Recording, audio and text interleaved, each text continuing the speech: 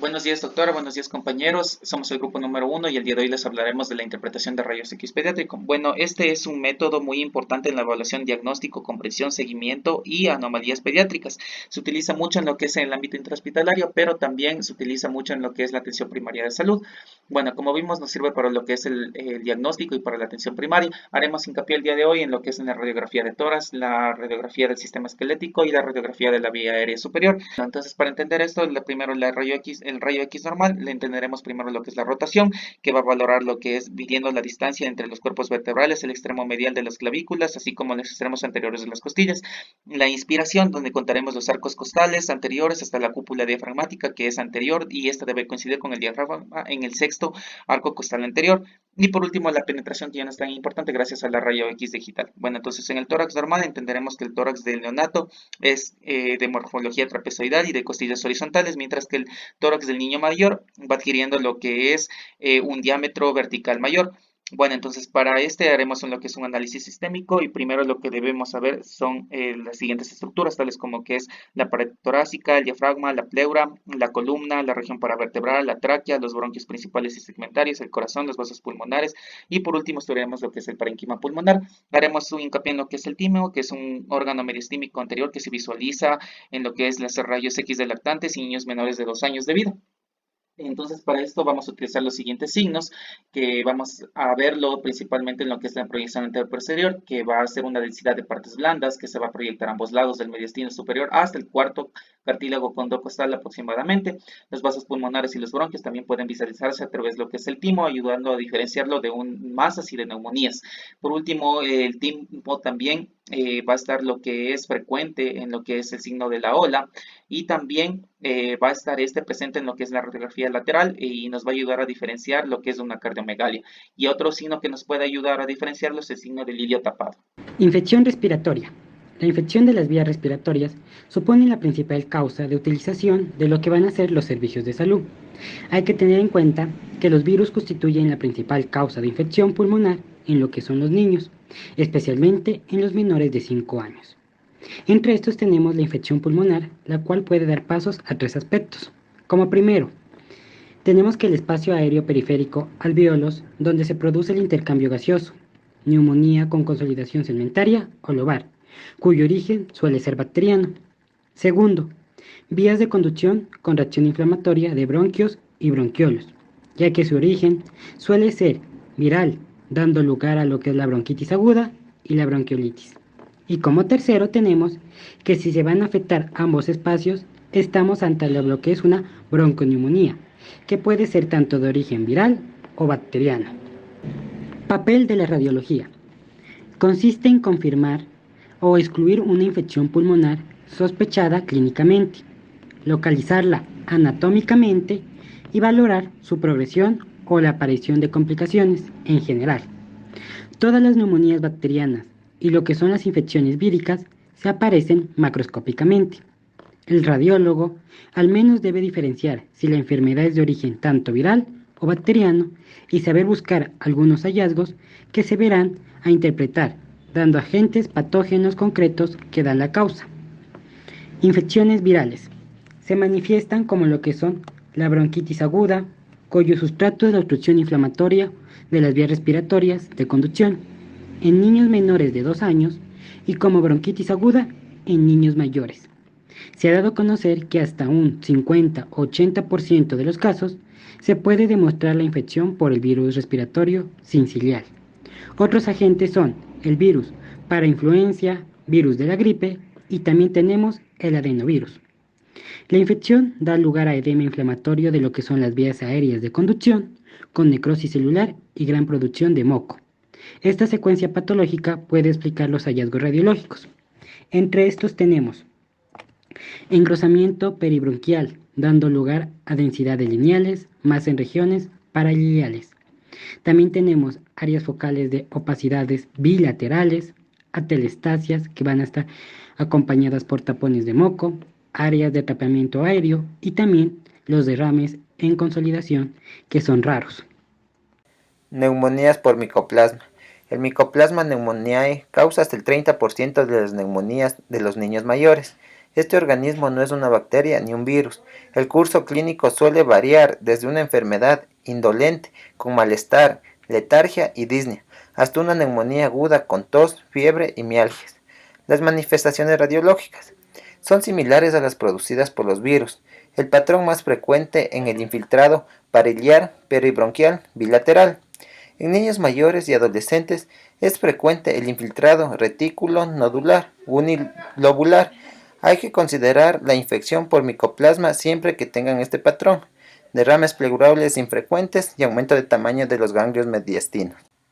Tuberculosis. Su frecuencia está aumentando, favorecida por la inmigración, la pobreza y el SIDA.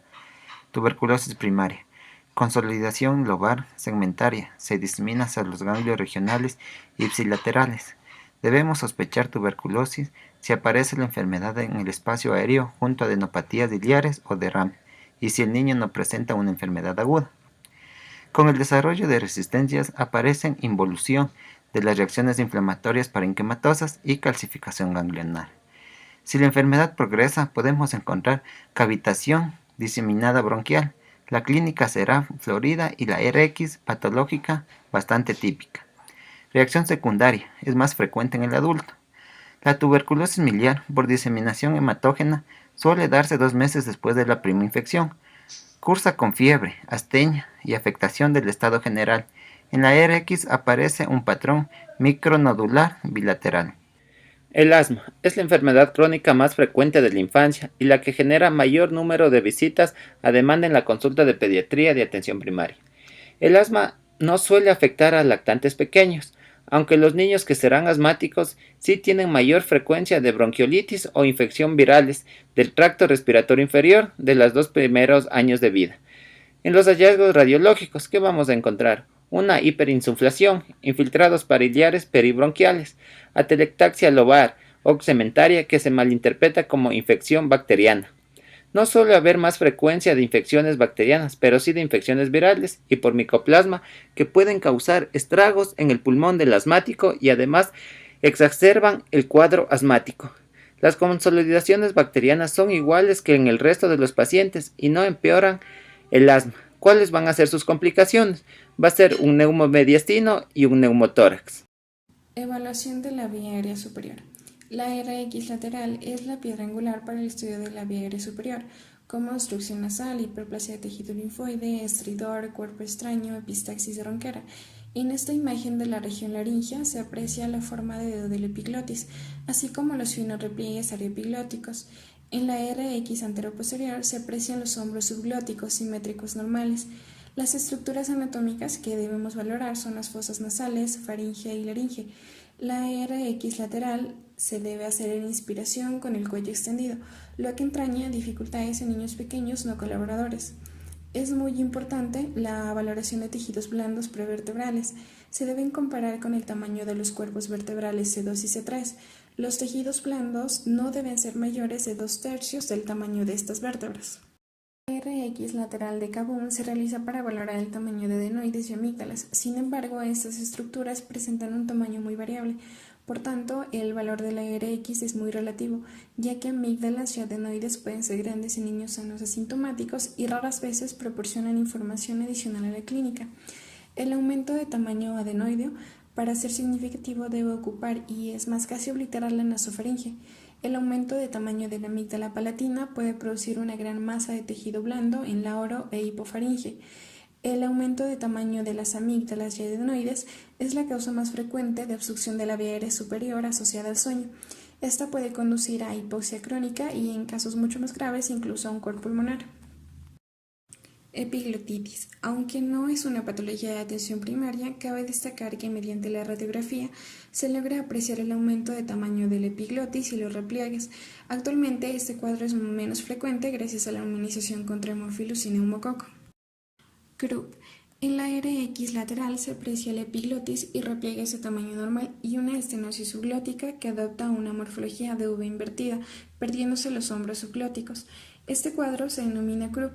Se dice que es la causa más frecuente de estridor en la infancia. La mayoría son de origen viral, influencia y parainfluencia. El cuadro completo es una laringotraqueobronquitis. El propósito en sí de la RX no es el diagnóstico, sino excluir otra causa de estridor como cuerpo extraño o hemangioma subglótico. Paranasales. La nariz y los senos paranasales no se desarrollan completamente hasta la pubertad.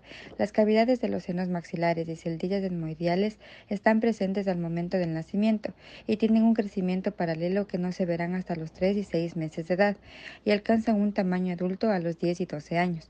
Los senos que más frecuentes se afectan por procesos inflamatorios son los maxilares, frontales y las celdillas etmoideales anteriores. Los senos paranasales en los niños pequeños están menos alreados de la mucosa. Es redundante y los rebordes óseos se marcan menos. La afectación de los senos se caracteriza por una osificación de los mismos por engrosamiento mucoso. La corrección entre la opacificación de los senos y la clínica infecciosa aumenta en los niños de más de un año. Con frecuencia es difícil diferenciar entre una sinusitis y una rinitis alérgica. No obstante, la presencia de niveles hidroaéreos es mucho más sugestiva en la afección sinusal. Patología del sistema esquelético. En las imágenes normales que simulan la patología encontramos los cambios que se producen en el sistema esquelético durante el crecimiento, que estos dan lugar a múltiples variaciones anatómicas que pueden inducir a error. Como primer punto, la osteoclerosis y reacción perióstica del recién nacido. Segundo, los canales nutricios prominentes. Y tercero, los fenómenos de variación articular, que esto es la tracción de una articulación que causa presión negativa, por lo que el nitrógeno disuelto pasa a un estado gaseoso y se ve como una fina línea reducente que puede confundirse con fractura. Cuarto punto, la psicondrosis isquiopubana. Este es uno de los hallazgos normales que con más frecuencia se confunde con patologías como callos de fractura, tumores, osteomielitis y entre otros, sobre todo si es asimétrica. Cuando la osificación es simétrica, es más fácil de interpretar como un hallazgo normal. Núcleos de osificación. Estos son especialmente numerosos en el codo, lo que dificulta así su interpretación. Cualquier epífisis o apófisis pueden desarrollarse a partir de centros múltiples de osificación. Antes de la fusión, los osículos separados pueden simular fracturas, como en centros secundarios en la apófisis coracoides, epífisis cubital distal, núcleos accesorios en rótula, hendidura epifisiaria tibial distal y núcleo accesorio del quinto metatarsiano. También podemos aquí encontrar lo que llamamos las pseudofracturas. En los defectos corticales benignos son lesiones autolimitadas que curan con esclerosis y que reconocen para no tratarlas, pedir otras pruebas complementarias generalmente cuando hay hallazgos casuales. También tenemos como octavo punto los quistes óseos y 9 la espina bífida oculta. Continuamos con el traumatismo óseo. Hay que recordar que para una valoración adecuada del esqueleto se requiere al menos de 2 proyecciones perpendiculares entre sí, es decir, una anteroposterior y una lateral. Los extremos proximales y distales de los huesos afectados deben ser incluidos en la radiografía, recogiendo las articulaciones próximas. Es importante también mencionar que las placas comparadas del miembro contralateral no deben formar parte de la rutina, aunque a veces son necesarias. La displasia del desarrollo de cadera. Parece ser que el inicio de esta enfermedad es una inestabilidad ligamentaria y articular que conduciría a un grado de luxación y este fenómeno inicial posteriormente provocaría una displasia acetabular. Es crucial el diagnóstico precoz, por lo que la exploración de caderas forma parte de la exploración clínica habitual del recién nacido. Aquí se va a valorar la simetría de pliegues, el acortamiento del muslo, la desviación de la vulva y las maniobras de Ortolani y Barlow. Sin embargo, los hallazgos de esta exploración con frecuencia son confusos y muchas veces se interpretan erróneamente los chasquidos tendinosos benignos. En la actualidad se propone la ecografía de caderas entre la 4ª y la 8ª semana de vida, aunque también se las realiza en niños mayores. Los hallazgos radiológicos de la displasia podemos encontrar que va a haber un retraso de osificación de cabeza femoral, también un desplazamiento hacia afuera y arriba del fémur y cualquier línea es anómala, es decir, la de Perkins es la de más utilidad en el neonato. Desde el borde lateral del acetábulo debe pasar por la mitad de la metáfisis femoral. Si pasa medial al pico más interno de la metáfisis es anormal. También vamos a encontrar una verticalización del acetábulo. En los hallazgos ecográficos, en estos hallazgos vamos a encontrar que nos permite ver la cabeza cartilaginosa femoral. Se explora la cadera en posición neutra, en flexión o extensión y después se realiza un Barlow modificado. También se traza una línea desde el ilíaco y debe atravesar la cabeza femoral para quedar por debajo de ella, al menos el 40% de la misma. A veces también se va a encontrar acetábulos planos con escasa cobertura, pero con caderas estables. Aquí se puede detectar una cadera firme, movilidad dentro del rango normal de menos de 6 milímetros, una subluxación y también una luxación posterolateral de la cabeza femoral. Dolor en extremidades inferiores como la enfermedad de Peter es la osteocondosis o necrosis aséptica más frecuente. No se sabe bien la etiología. La falta del aporte sanguíneo que provoca un cese temporal de crecimiento de la epífisis que se vuelve esclerótica e irregular. Cuando los osteoclastos comienzan a reabsorber el hueso que se fragmenta la cabeza. También tenemos la enfermedad como la sinovitis transitoria. Aquí es útil la ecografía de cadera, es la herramienta más útil para detectar el derrame articular. Los desgastes son inespecíficos, por lo que el contexto clínico es fundamental. La epifisiólisis. Parece que la etiología es una simple anomalía mecánica por estrés crónico sobre la región fisiaria. Suele ser unilateral. También tenemos la enfermedad de Serber, la enfermedad de Osgood-Charlotte, osteocondrosis disecante, fractura de estrés, callos de fractura, osteomielitis, espondilositis, osteocondromas. El estado actual del diagnóstico por imagen de pediatría es fundamental partir de un estudio radiológico útil, el cual nos va a dar resultados positivos o negativos, que contribuye a modificar la conducta diagnóstica o terapéutica del médico o a confirmar su diagnóstico. Muchas pruebas radiológicas no cumplen ni exponen necesariamente a los niños de la radiación. Las primeras causas de un mal uso de los estudios radiológicos son repetir pruebas que ya se han realizado en otros hospitales, pedir pruebas que no alteren el manejo del paciente, pedir pruebas antes de que evolucione la enfermedad, pedir pruebas inadecuadas sin consultar con el radiólogo o el médico nuclear, no dar información clínica necesaria que pueda dar lugar a usar una técnica inadecuada, exceso de pruebas complementarias. Técnicas de diagnóstico por imagen. La radiología convencional son las exploraciones más solicitadas, ocupando en primer lugar la radiografía de tórax, seguida de las de esqueleto. La segunda es la ecografía, dada que su inocuidad se ha convertido en la segunda técnica de imagen más utilizada, especialmente en patologías abdominal y genitourinaria. Tomografía axial computarizada. Pese al riesgo de radiación, sigue siendo la exploración óptima para muchos problemas del tórax y abdomen, así como para los traumatismos cerebrales. También la resonancia magnética es idónea para el estudio de la patología del sistema nervioso central, incluido del canal espinal y el aparato locomotor. A continuación, vamos a ver rápidamente algunos problemas clínicos frecuentes, las exploraciones indicadas y algunas recomendaciones y sugerencias para su posterior manejo. Patología torácica, vamos a indicar el RX de tórax en infecciones pulmonares agudas, sospechas de cardiopatía y cuerpo extraño conocido.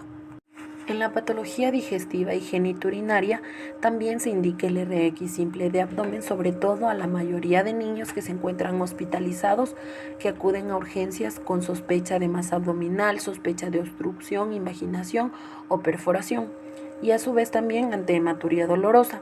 En la patología urinaria también vamos a contar con ecografía, que puede estar indicada para el diagnóstico de infecciones urinarias, criptorquidia, hematuria. En la patología de cabeza y cuello debemos realizar una RX de cráneo ante la sospecha de craneosinostosis, microcefalia y traumatismo. No se la realiza ante cefalea aislada y convulsiones, debido a que el 60% de los niños de entre 7 y 15 años pueden sufrir de cefaleas, pero si estas se acompañan de signos neurológicos, pues indica una tomografía axial computarizada o una resonancia magnética tras la consulta con el especialista. La ecografía va a estar indicada en macrocefalia en menores de 1 año. Se puede realizar un RX de senos paranasales ante una posible sinusitis aguda con fiebre y secreción purulenta, sinusitis crónica y obstrucción nasal. Otro examen es el RX de columna cervical, que se hace ante traumatismos. En el aparato locomotor y columna podemos realizar un RX muñeca-mano ante la talla baja, un RX de pelvis cuando hay cojera o sospecha de displasia de cadera. También podemos realizar una ecografía en la sinovitis transitoria, sospecha de displasia de cadera en menores de 5 meses o también ante factores de riesgo y cuando observamos una masa en partes blandas.